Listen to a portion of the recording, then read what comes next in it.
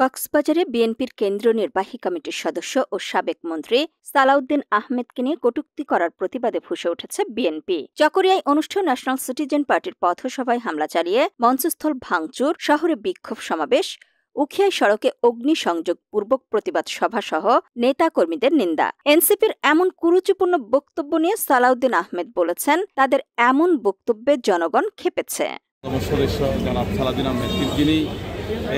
এই দেশ এবং দেশের মানুষকে মুক্তির জন্য জীবনের সর্বোচ্চ ত্যাগ স্বীকার জন্য প্রস্তুত গ্রহণ করেছিলেন, যিনি 10টি বছর শিলংয়ে নির্বাসিত জীবন যাপন করেছেন।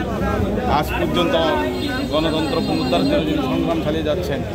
নাসিরউদ্দিন পাটোয়ারি যে বক্তব্য দিয়েছে তা আমাদের হৃদয়ে রক্তক্ষরণ হয়েছে। আমরা রাজনীতি করব, তাই বলে শ্রদ্ধাবোধ আমাদের মধ্যে থাকতে হবে। উনি যে রাজনীতি নেতা হিসেবে আমরা যারা বিএনপি করি, কক্সবাজারে যারা বিএনপি করি, আমরা জিয়াউর রহমান, খালেদা জিয়া, তারেক রহমানের পরে সালাউদ্দিন আহমেদ আমাদের আবেগের স্থান।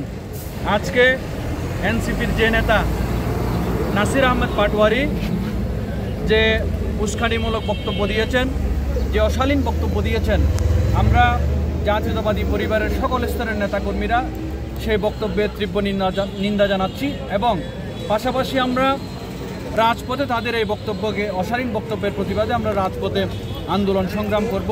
19 জুলাই দুপুরে কক্সবাজার পাবলিক লাইব্রেরি ও ইনস্টিটিউটের শহীদ দৌলত ময়দানে আয়োজিত জুলাই পদযাত্রার জনসভায় এনসিপির যুগ্ম মুখ্য সচিব নাসিরউদ্দিন পাটোয়ারি বলেন, আওয়ামী লীগের আমলে নারায়ণগঞ্জে বিখ্যাত গডফাদার শামীম ওসমান ছিলেন।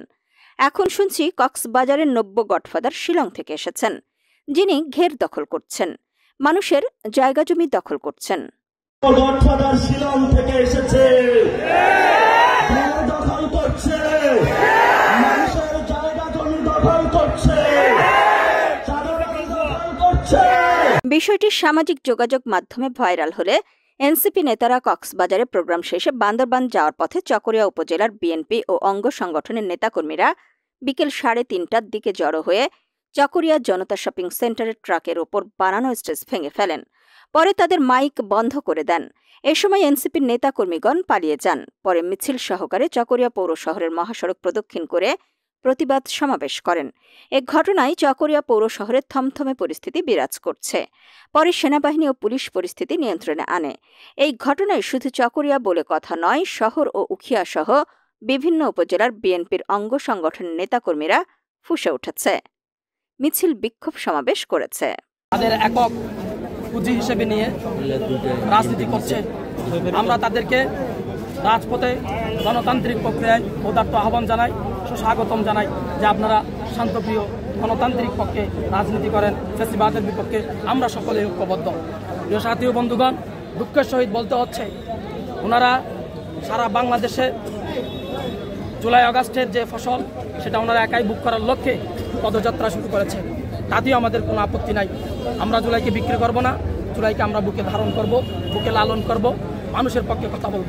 কিন্তু ওনাদের সেই ধারাবাহিক যে পদযাত্রা, তারই ধারাবাহিকতায় আজকে কক্সবাজারে তাদের একটি পদযাত্রা সহ একটা পথসভা ছিল। সেই পথসভায় তিনি যে নাসিরউদ্দিন পাটোয়ারি, তিনি আমাদের অত্যন্ত প্রিয় নেতা, সকলের আস্থাভাজন প্রিয় নেতা।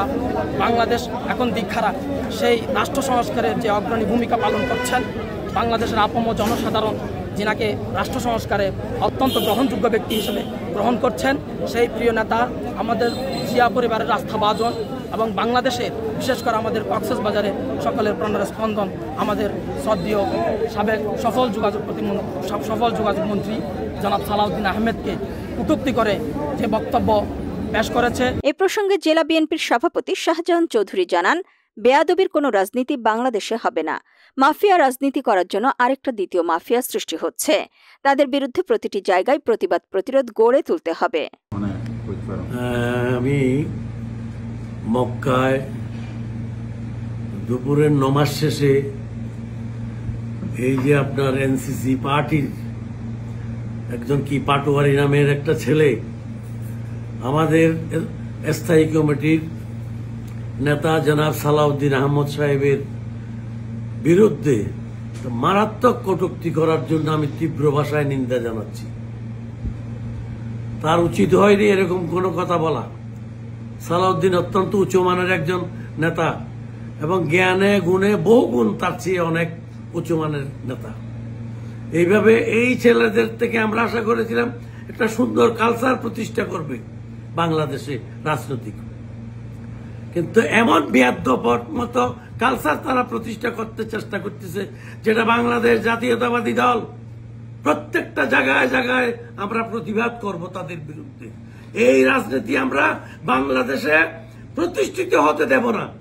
এই বেয়াদবের রাজনীতি, শুদ্ধ কালচারের রাজনীতি করলে বাংলাদেশের ভবিষ্যতে রাজনীতি করতে পারবে। বেয়াদবের কোন রাজনীতি বাংলাদেশে আরটাই হবে না।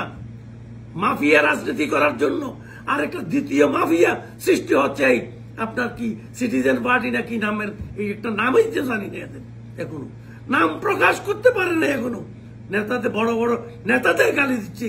কি সাহস এই ছেলেদের! কে দিয়েছে এই সাহস? কে দিয়েছে? তার মূল উদ্ঘাটন করবো আমরা। কক্সবাজারে এসে কক্সবাজারের মানুষের সেন্টিমেন্টের উপরে আঘাত করবে, এটা কখনো বরদাস্ত করা হবে না। খবরদার বলছি আমি। আসসালামু আলাইকুম।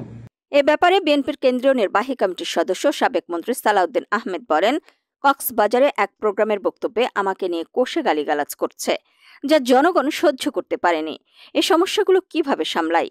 এর মধ্যে তাদের নিরাপদে যাতায়াতের জন্য ব্যবস্থা করে দিতে হয়েছে। কক্সবাজারে একটা অনুষ্ঠান ছিল যে কোনো একটা দলের, তো ওখানে আমাকে কষে গালিগালাজ করেছে, সেটা একটু মানুষের মধ্যে প্রতিক্রিয়া হয়েছে, তারা প্রতিরোধ করতে চেয়েছে। এগুলো কিভাবে সামলাই?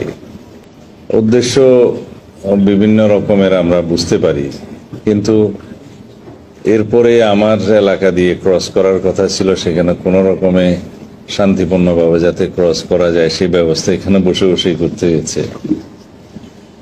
তারপরে এখন ঢাকাতে যে অনুষ্ঠান চলছে সেটা ফলো আপ এবং করা, বলছে কেন আমাদের কেউ যায়নি। তা আমাদের দাওয়াতই দেয়নি, যাবে কিভাবে? আর দাওয়াত দিলেই যে যেতে পারতো এমনও তো না। তো যাই হোক, সব বিষয়ে ব্লেম করা, এটাও বোধহয় এখানকার অংশ হতে পারে। এনসিপির এমন বক্তব্যে ফুঁসে উঠেছে বিএনপির নেতাকর্মী। সমালোচনার ঝড় বইছে জনগণের মাঝে। এদিকে এনসিপির নেতাকর্মীগণ প্রতিবাদ সমাবেশ করেছে তাদের মান ক্ষুণ্ণ করায়।